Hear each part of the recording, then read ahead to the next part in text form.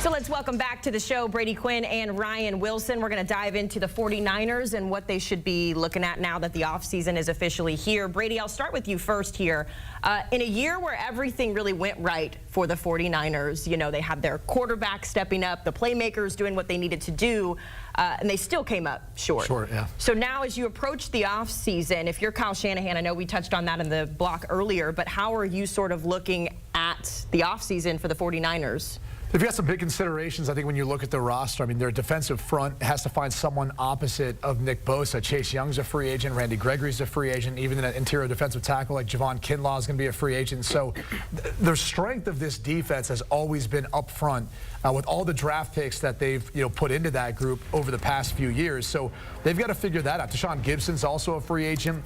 Outside of that, it's then adding on and figuring out ways of restructuring some of the playmakers that you've got on your roster to maybe limit their cap hit to allow you to bring in some free agents outside of expecting one of some of these draft picks that are going to be added to the roster. So it's not going to be an easy offseason. A lot of tough conversations. And I think the hard thing is for players who maybe are unrestricted free agents. It's do I want to come back and have the chance of playing for another Super Bowl? And do they question whether or not the 49ers can get that done?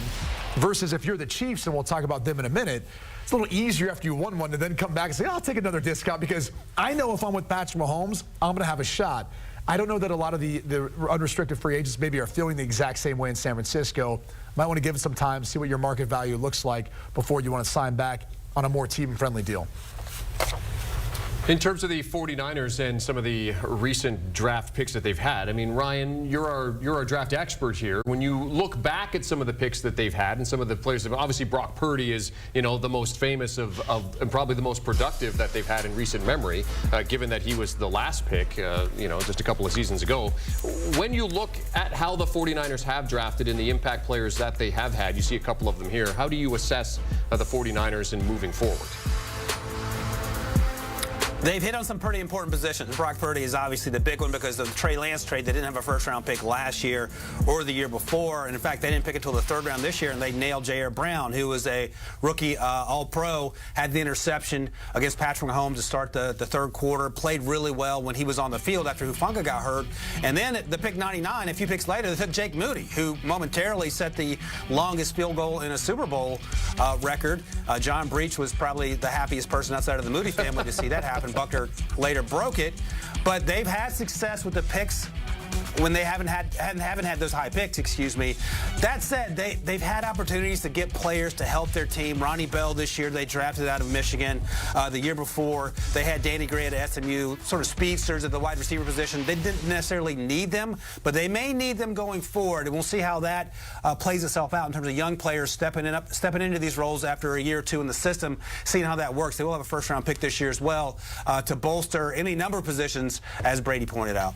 Yeah, the tough thing is, too, when you look at where San Francisco is oftentimes drafting when you make it to a Super Bowl, is you don't have that high pick. So you got to hit on some of those later round picks where guys might not be as ready to go right in and have the impact that you're hoping for. They might need a little more time developing or a little more time assimilating into the NFL and into the system that you're looking to run. So that's part of it. But I still think defensive line is going to be a big time, looking concern. I think you're going to look at the right side of the offensive line, too. Feliciano is going to become a free agent. He was playing right guard for them, got banged up in last night's game, but that's someone who you're going to look to. And then I think continuing to look at, and I wonder if they're going to evaluate a potential backup quarterback or another quarterback behind Purdy, in part because Darnold is an unrestricted free agent, Sam Darnold, but also, maybe you're looking at it saying, like, we want to make sure we have someone who gives us what we feel like is an opportunity. If you love a guy and he's there for you to take in a subsequent round, not that he's going to necessarily challenge Brock Purdy right now, but you need to have someone in the room you feel good about if Purdy gets hurt. We've seen that before. Yeah, that's a great point. When you think about Sam Darnold, I almost forget that he is technically the backup out in San Francisco. Ryan, looking ahead to this year's draft, we know, as Brady pointed out, the Niners will pick very, very, very late in that first round. I was looking at your latest mock draft. You like them taking an offensive lineman maybe there with that position. Just tell us a little bit more about that and why you think that's the direction they should go in the first round. Yeah, I got a few names for you, Haley. By the way, backup quarterback of the future in San Francisco, Mac Jones. Make it happen. All right, here we go. He was the guy that's supposed to be the third overall pick back in the day. Imagine how his future would have turned out had he gone there. All right, that's a sad tale. Here we go. Here are the guys that I'm supposed to be talking about. Troy Fautanu, the offensive tackle out of Washington. He wears shorts, Haley. This is a guy that wears shorts that our guy Rick Spielman doesn't like because he wears shorts and plays football in them. But he is incredibly versatile. He's incredibly athletic. Volleyball player coming out of high school. So you have that athleticism, can play outside, probably plays inside to the next level. Cooper DeJean, I love his versatility. I like him as a cornerback. He also has some return skills. He's a big, strong, fast cornerback. And then finally, Darius Robinson, which sort of checks a couple boxes. As Brady talked about, he can play edge, went to the Senior Bowl, kicked inside as well. And he has the ability to play 3 technique or all the way out to 5 or 7 technique, and he is an absolute game changer, both in terms of his twitch and the power with which he plays. That versatility makes him an interesting prospect. Maybe he sneaks into the first round, but he feels definitely a top 40, top 45 pick. Had a really strong season for Missouri in the fall.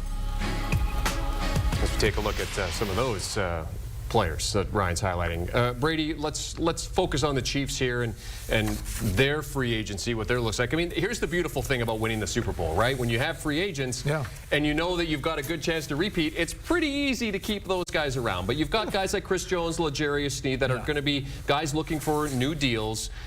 What does free agency look like for the Chiefs in that? And it's not just about the guys that are free agents, but maybe the guys that are about to become free agents down the line. Yeah, I mean, look, it's easier. It's not pretty easy. Again, because everyone smells and looks like roses, right? Beautiful after you win a Super Bowl. And so once you hit that free agent market, you're like, yeah, let me come join your team. I can bring some of that Super Bowl pedigree. We can figure this thing out for your franchise. And Chris Jones is going to have the argument more so than anyone because he has been the best defensive tackle in the league in recent history outside of a guy named Aaron Donald. And so he should be able to cash in. And the good thing for the Chiefs is you've got a quarterback you can always restructure with, and you can push his contract, a lot of those bonuses down the road. It really comes down to the Hunt family. How much cash are you willing to spend in signing bonuses in order to give these players what they're looking for and be able to keep that number underneath the salary cap? Both Chris Jones and L'Jarius Sneed, to me, are 2 guys that I don't think you can allow hit the free agent market, even though they'll probably both want to. L'Jarius Sneed showcased he can be one of the top corners, locking down the best receiver for whoever the opponent is playing against. And like I said before, Chris Jones, he's getting up there in age, so at 29, you kind of wonder how much of a financial commitment they're willing to make. It doesn't seem like he's letting down anytime soon, though. So he'd be a guy that I think, if you look at what this contract extension may look like, first 2-3 years should be loaded up for him. And then after that, maybe you see a little less in the back end of the contract. But both these guys, to me, I don't think you can let go because I think they're kind of becoming the backbone of what is a really, really good defense under Steve Spagnuolo. I always laugh when I hear like 29, you're getting up in age, because I'm also 29. So I'm like, am I also getting up in age? No, but in NFL standards, they look at you and they're just like, yep, use parts, moving on. I mean, literally, once you hit 3-0, they're like, happy birthday, it's a big one. You got to go. Yeah. That's typically how it works. Yeah, and it makes sense when you think about the wear and tear that guys like Chris Jones are taking too. I just always laugh. Ryan, when it comes to recent draft picks with Kansas City, the one that jumps out to me just recently was Rashee Rice and the impact that he had in his first year, becoming Patrick Mahomes' also reliable target there next to Travis Kelce. Who have you seen just within the recent years with the draft, as we take a look at some of the notable guys here that have really made an impact for the Chiefs?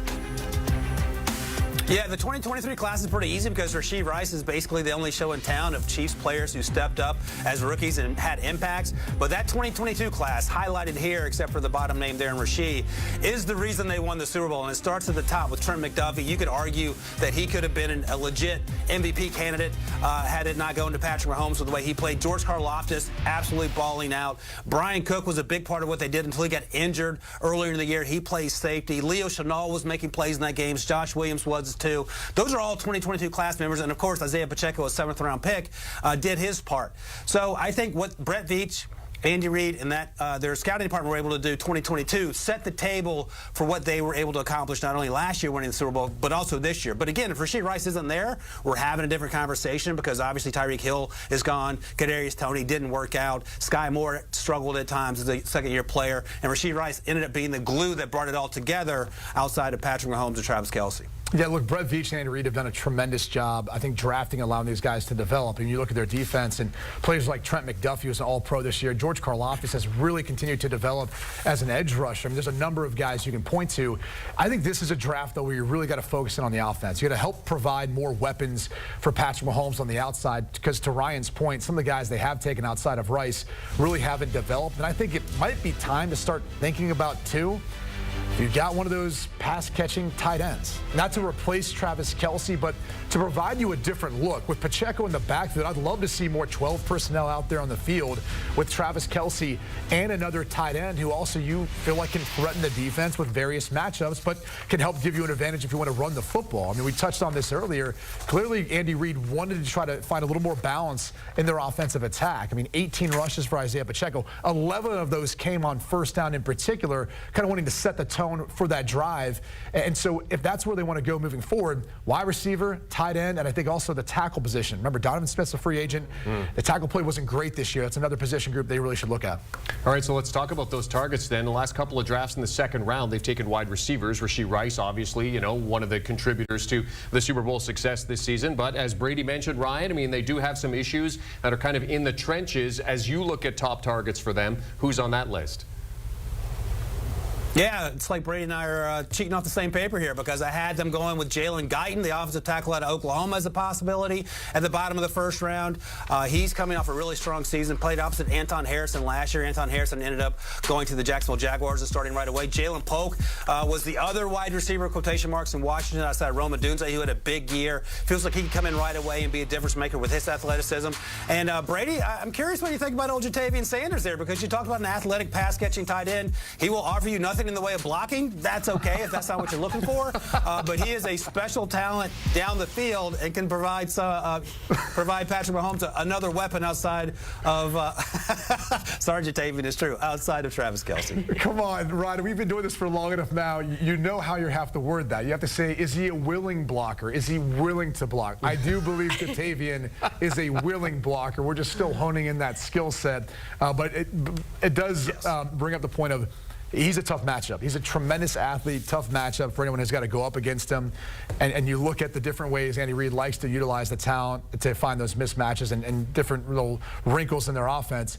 He would make a lot of sense there. So this to me is a big draft for them, because I think if they do want to get that third Super Bowl title, they can't miss. They have to keep hitting with some of the pieces that they've got to bring back in free agency, like a Jones and Snead. Those are going to be huge cap numbers. And even with restructuring Patrick Mahomes' deal, if they want to create more space, they've still got to hit on all these draft picks, in particular the late round ones. Draft will be here before we know it. Gentlemen, we love this conversation. We're going to keep it going here on the other side, but we've got to hit a break here. You can get more draft coverage, though, by tapping into the With the First Pick podcast with Ryan Wilson and our good friend Rick Spielman. Their latest, they've got their mock draft 7.0 currently up in the latest episode, so tap in as we get closer to that draft coming up later this year.